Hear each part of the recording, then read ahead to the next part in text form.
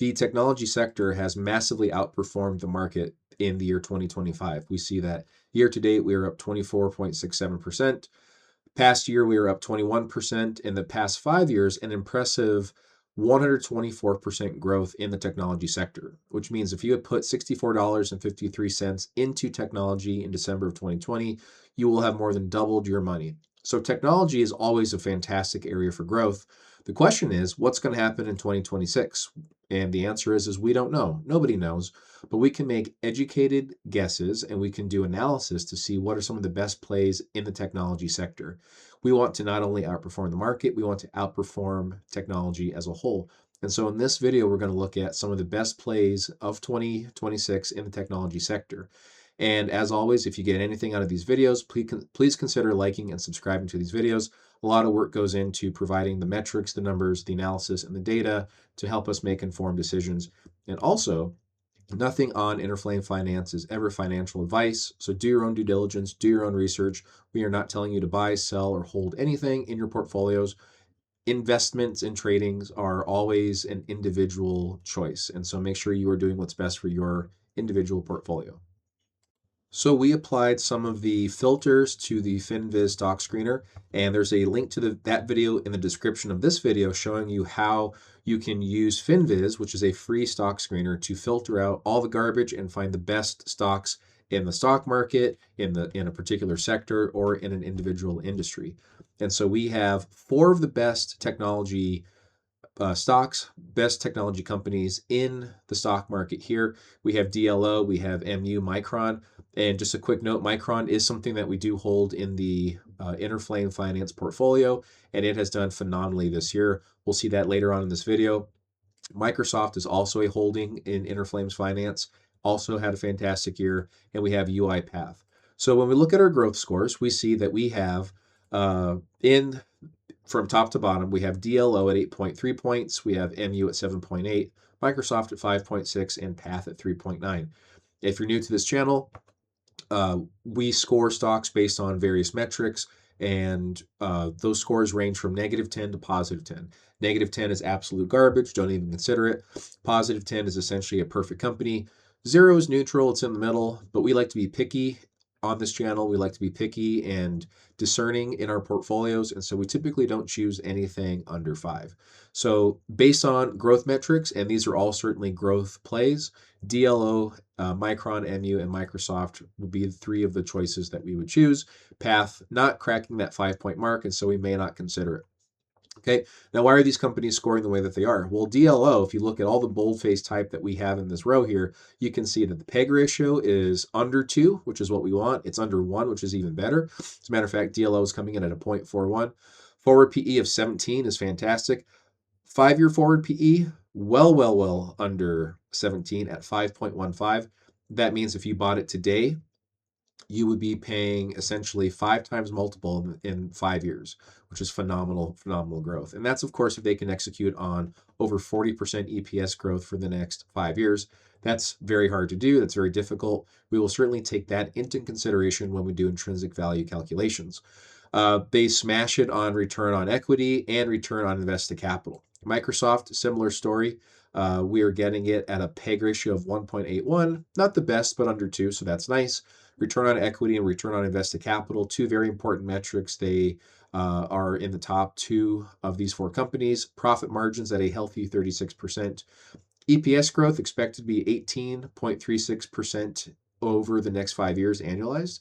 And we have a forward PE of 14.88 in the next 5 years. So if you can get Microsoft for a PE multiple of 15, if you hold it for 5 years, that is phenomenal. Again, they need to execute on 18% growth. Micron, fantastic company. PEG ratio, look at that. This is what brought us to Micron earlier in this year, where Micron has a PEG ratio of 0.12, and that's been the case with Micron. We'll see what Micron did this past year, but the PEG ratio has been historically low. Just compared to anything else, 0.12, it's under 2, it's under 1.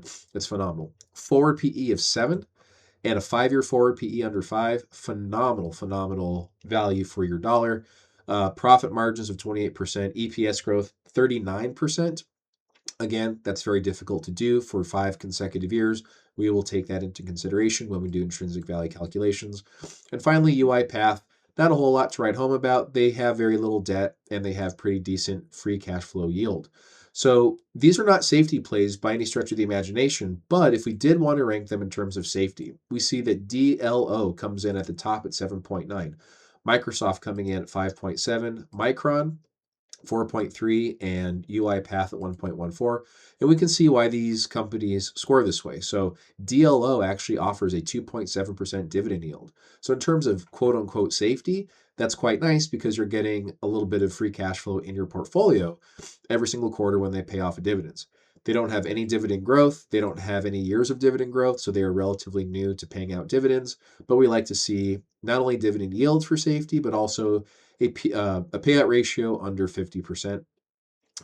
We see that their current PE ratio is 26, very little debt to equity, and phenomenal return on invested capital. Microsoft, similar in the fact that they have a dividend, but they've been growing it for 20 years. So they are 5 years away from being a dividend aristocrat. So that's why they are put in the safety category and scoring above 5. Their payout ratio is a very healthy 24.5%. Return on assets, 16%. Return on invested capital, 21%. Micron, not something that you're going to think about when you think about safety, but they do offer a very small dividend yield, very small payout ratio, so they can hopefully grow those dividends. But we see no dividend growth, and we see no years of dividend growth for Micron. Healthy PE at 25, and again, a 5-year forward PE under 5, phenomenal. And then UiPath, no dividend to speak of, so therefore no growth. They have free cash flow yield at 3.61%, very little debt. So relatively safe, but they're only coming in at 1.4 points. So what we're going to do now is look at these 4 companies and look at their intrinsic values. And what are intrinsic values? Well, that's what we think the company is worth. As Warren Buffett, I believe, said, price is what you pay, value is what you get. So just because the market is charging whatever for a stock doesn't mean that's what it's worth. That means that's the current price. It may be worth quite a bit more, or it may be worth quite a bit less than that price. We want things that are worth more so we can get a bargain on those stocks, and we're going to do that with intrinsic values. Before we get into the intrinsic values, let's just take a look at these 3 companies. We're going to ignore UiPath mainly because their numbers were not fantastic. They scored below 5 in both growth and safety. But if you look at D Local Limited, DLO, we see that the past 5 years, they are down 32%. Now, just because a company's down doesn't mean that that's a bargain. We want to see growth. We want to see the promise that company can not only survive, but thrive in the coming years. We have analyst targets of buy, price target, about 11% growth. Again, they do offer a very small dividend. If we look at their forecast, we can see exactly what analysts think. So average analyst says that we have about 11% growth. The high score is $21 per share in the next year, and the low is $9 per share. And again, the analyst consensus is buy on D-Local. On Micron, we see over the past 5 years, they have grown 272%. Interflame Finance, we were buying this throughout the months of January, February, March, and April. So we were able to get it at some pretty cheap, not only prices, but also very cheap valuations. And it's just been to the moon ever since. Past year, phenomenal growth at 156%. What do the analysts say for Micron? Well, on average, there's not a lot of growth. For the next year, they predict about 6% growth. The median is 12% growth, high of 88%, and a low is actually down 68%, down to $84 per share. But the overall consensus on Wall Street is a strong buy for Micron. And finally, Microsoft, we see a lot of promise for growth, at least expected from the analysts. A strong buy rating from the analysts with an average price within the next year of $628, a high at $700 and a low at $500.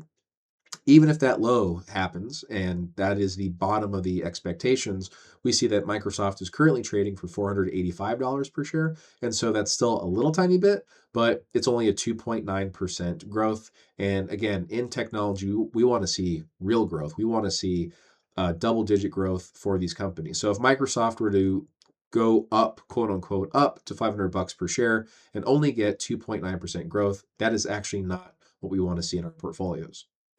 So we compute the intrinsic value 2 different ways. typically on this channel. And if you want to see how to do that yourselves, to put in your own numbers, your own expectations, there are 2 links in the description of this video to show you the PE multiples valuation model and the dividend discount model. Now, even though 2 of these companies offer dividend, we're not going to do the dividend discount model, mainly because their dividend yield or their dividend growth, except for, so dividend yield for DLOs is okay. It's, what was it, like 2.7%. And the growth for Microsoft was over the past 20 years, also pretty good. But these are not dividend safety plays. And so we are only going to use the PE multiples ratio model for these 4 companies. And so again, if you want to see how to do that yourselves, if you want to see step by step how to build a spreadsheet like this to do it all on your own for any company that you want, links in the description below. And that's what we did. We did that for all 4 companies. We're probably not going to consider UiPath, but we'll at least look at its intrinsic value anyway. And so we see that the intrinsic value for DLocal, is $18 per share. It's currently trading for about 14, which gives us a margin of safety of almost 21%. Typically on this channel, what we want is a margin of safety 20% or higher, meaning we might be wrong about this $18 per share. This intrinsic value comes from estimates that we think the company is going to execute on over the next 1 to 5 years. And so if we are wrong, or if there's some sort of unforeseen thing happening in the market or in the global economy as a whole, we might be wrong about that. And so we want to bake in a margin of safety saying, we think it's $18 per share, but we want to be very careful about that, because if it's only $17 or $16 or $15 a share, we'll at least still make some money. And so you typically don't want to buy things that are at fair value, because if you're wrong, it's actually going to wind up being less expensive in a year or 5 years than when you bought it for. Okay. Micron is intrinsically at $373 according to our estimates. Current price is $266. That gives us a margin of safety of about 29%. Phenomenal. Microsoft, $663 intrinsically based on their growth estimates. Their current price is $486 per share, giving us a margin of safety of 26%. And UiPath, intrinsically, according to our estimates, $9 per share, currently trading for 16. Not only is it not trading for fair value, it is trading at a premium, almost double what it's worth intrinsically. So we're going to hold off on UiPath. And so, as we like to do on this channel, if we were to invest $100, we would put $34 into DLocal, we would put $35 into Micron, and we would put $31 into Microsoft. Now, I do want to say about Micron, if we look at their past year, you might look at this number and say, man, I missed out on 156% growth. You might think that you've missed out on Micron Technologies. And you might have, it would be nice to have 156% growth in the past year, but there's usually more to the story. If you have phenomenal companies that can execute, that can grow EPS, that can offer a dividend and grow that dividend, if they have good investments of their capital, if they have great employees, great leadership, that company is going to grow and grow and grow. And so you can have something where, if you look at Micron over a maximum amount of time. So this has been a company since the mid 80s. Okay, so this has been around for over 40 years. We can see that if you had bought way back in June of 1985, you would be up 11,584%. Okay, that beats 272% in the past 5 years. And so if you have a good company and you hold on to it, you can grow 1,000%, 10,000%, 100,000%. Sky's the limit. Okay, now Micron over the past 40 plus years has not been a smooth ride. It's gone up in 1995 and then it crashed in 96. It went up in 2000. This was the dot-com bust, and then it crashed down in 2003. And so these spikes, especially in cyclical things like chips, happens all the time. But we think, based on their expected earnings per share, their expected growth over the next year, we see that Micron has phenomenal growth ahead. And so, did you miss out on 156% growth? Yeah, if you didn't buy Micron a year ago, you did miss out on that, but it could go higher. And so we analyze the numbers, we look at the expected growth, we look at what they've done historically, and we take that into consideration as to whether or not we're going to incorporate this into our portfolio. So, that being said, just a reminder, nothing on this channel is financial advice. Do your own research, do your own due diligence. I appreciate you watching. If you wouldn't mind, like and subscribe to this channel. Uh, we spend a lot of time putting these numbers together, doing our research, and trying to deliver to the sweet, to the point, stock market research and analysis for you and your viewing pleasure. So, this is for education and entertainment purposes only. So again, do your own due diligence. I appreciate you watching, and we'll see you on the next video.